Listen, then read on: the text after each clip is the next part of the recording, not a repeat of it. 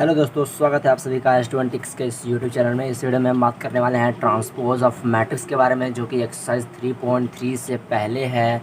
तो अगर आपको ट्रांसपोज ऑफ मैट्रिक्स आता है तो आप एक्सरसाइज 3.3 लगा सकते हैं, और अगर आपको नहीं आता है तो आप इस वीडियो को ज़रूर देखें। चलिए वीडियो को स्टार्ट करते हैं।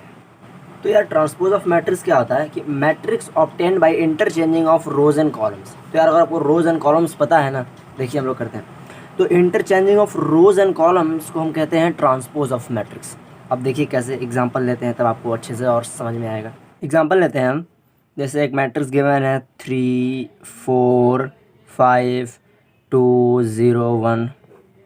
तो यार एक मैट्रिक्स गिवन है, इसको हम मान लेते हैं ए, ठीक है।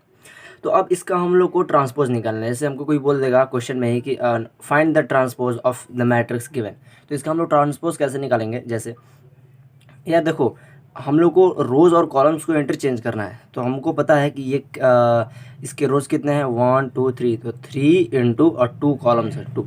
तो इसको हम रिप्रेजेंट करेंगे 3x2 के मैट्रिक्स। मतलब ये 3x2 का मैट्रिक्स है और इसमें 3 रोज़ है और 2 कॉलम्स है। तो जो रोज़ है उसको अगर हम कॉलम्स बना दें और जो कॉलम्स हैं उसको अगर हम रो बना दें तो इसका ट्रांसपोज निकल जाएगा। जैसे, और ट्रांसपोज का यार सिंबल होता है, एक बार जान लो, सिंबल ऑफ ट्रांसपोज।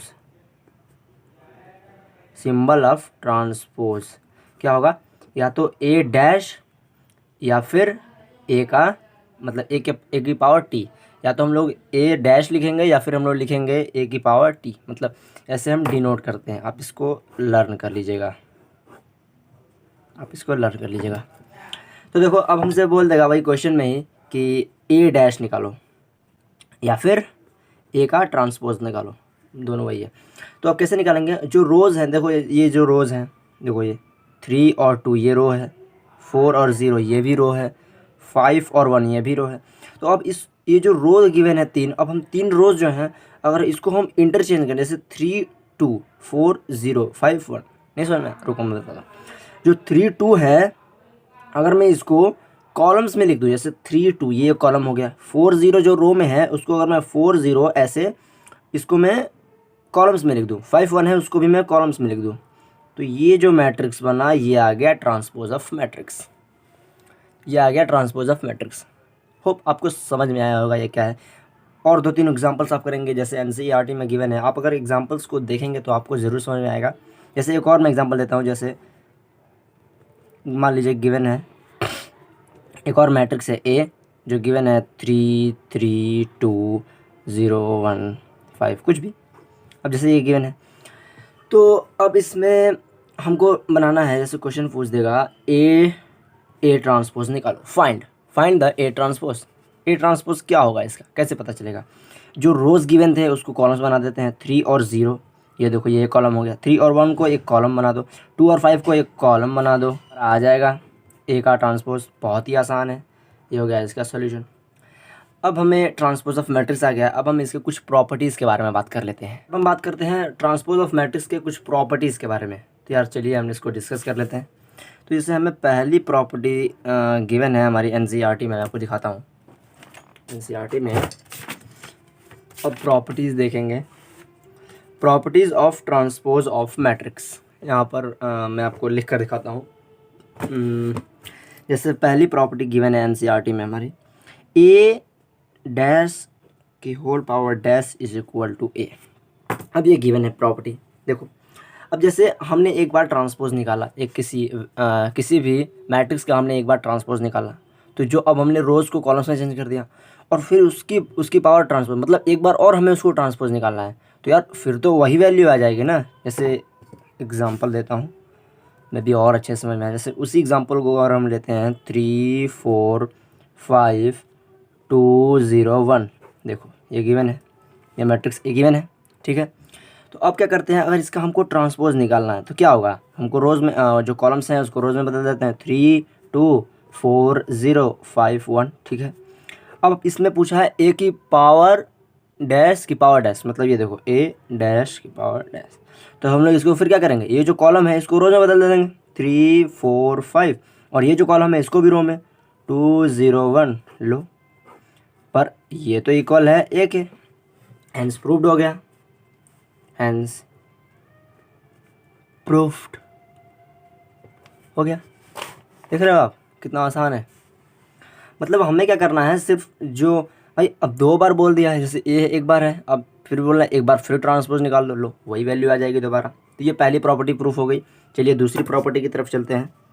तो दूसरी प्रॉपर्टी है हमारे एनसीईआरटी में गिवन है के ए डैश इज इक्वल टू के इंटू ए डैश वेयर के इज कांस्टेंट।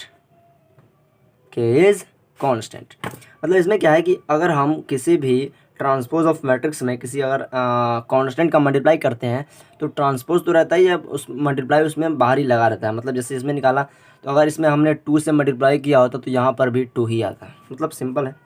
चलिए थर्ड प्रॉपर्टी की तरफ चलते हैं। थर्ड प्रॉपर्टी क्या है, a plus b dash is equal to A dash plus b dash. अब ये क्या है, देखो अगर हमने 2 मैट्रिसेस हमें गिवन है और दोनों मैट्रिसेस का सम अगर हमें गिवन है और उसका जो ट्रांसपोज गिवन है वो क्या, तो ए को हम पर्टिकुलरली उसका ट्रांसपोज निकालेंगे और बी का पर्टिकुलरली ट्रांसपोज निकालेंगे, ये हो जाएगा इसका आंसर। मतलब हमें दोनों का अलग अलग ट्रांसपोज निकाल लेना है। थर्ड प्रॉपर्टी क्या है हमारी, थर्ड प्रॉपर्टी हो चुकी है। फोर्थ प्रॉपर्टी हमारी ए बी का whole dash is equal to B dash A dash. इसमें बहुत लोग गलती करते हैं कि इसको लिख देंगे पहले ए डैश बी डैश। नहीं, आपको इसमें ध्यान रखना है कि ए बी का होल डैश अगर गिवन है और मल्टीप्लाई है, अगर मल्टीप्लाई है तो आपको बी जो बाद में था उसको पहले उसका ट्रांसपोज लिखना है, फिर पहले वाले का बाद में लिखना है। इसको बहुत अच्छी तरीके से समझ लेना, वरना आगे बहुत दिक्कत होने वाली है। हमें क्या करना है, एक बार आप याद कर लीजिए, बस एक बार यहाँ देख लीजिए, उसके बाद आपको देखने की ज़रूरत ही नहीं है कि ए बी का होल डैश अगर हमें पूछा है और अगर मल्टीप्लाई लगा हुआ है तो बस बी को पहले लिख दो, बी का ट्रांसपोज पहले लिख दो, फिर ए का ट्रांसपोज लिख दो। बिल्कुल मल्टीप्लाई का सिंबल है, बहुत ही आसान है, आपको इसको बस समझ लेना है, बहुत ही आसान है ट्रांसपोज ऑफ मैट्रिक्स। अब चलिए बढ़ते हैं हम सिमेट्रिक ऑफ मैट्रिक्स की तरफ। तो यार अब हम पढ़ने वाले हैं सिमेट्रिक और स्क्यू सिमेट्रिक मैट्रिक्स। तो यार पहले हम पढ़ते हैं सिमेट्रिक मैट्रिक्स। तो सिमेट्रिक मैट्रिक्स क्या होता है इसमें, और ये आपको ध्यान रखना है कि जो सिमेट्रिक मैट्रिक्स होगा वो स्क्वायर मैट्रिक्स ही होगा। अगर वो स्क्वायर मैट्रिक्स नहीं है तो वो ना ही स्क्यू सिमेट्रिक होगा और ना ही सिमेट्रिक मैट्रिक्स होगा। तो आपको इसको ध्यान रखना है। तो चलिए हम पहले समझते हैं इसको सिमेट्रिक मैट्रिक्स। सिमेट्रिक मैट्रिक्स, तो सिमेट्रिक मैट्रिक्स क्या है, एक सिंपल सा हमें दिया हुआ है एनसीईआरटी में, ए dash is equal to a. अब ये क्या है, ए डैश हमने पढ़ा था क्या होता है, अभी तो पढ़ा ट्रांसपोज, ट्रांसपोज ऑफ मैट्रिक्स। हमने क्या पढ़ा, transpose of matrix. A dash is equal to a मतलब ट्रांसपोज ऑफ मैट्रिक्स। अगर ए डैश ए के इक्वल हो जाए तो वो हमारा होगा हमारा सिमेट्रिक मैट्रिक्स। एक एग्जांपल देखते हैं, आपको समझ में आ जाए बहुत ही अच्छे से।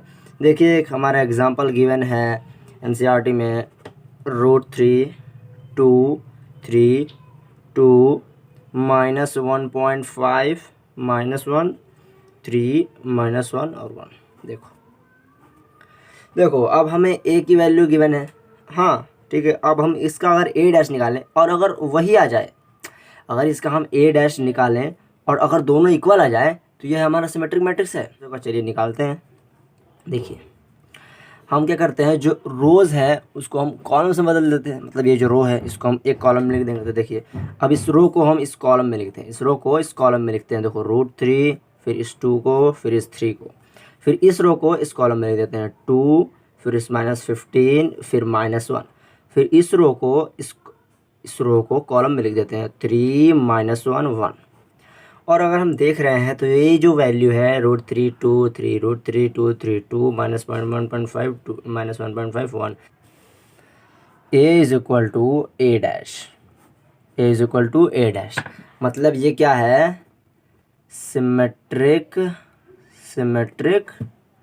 मैट्रिक्स।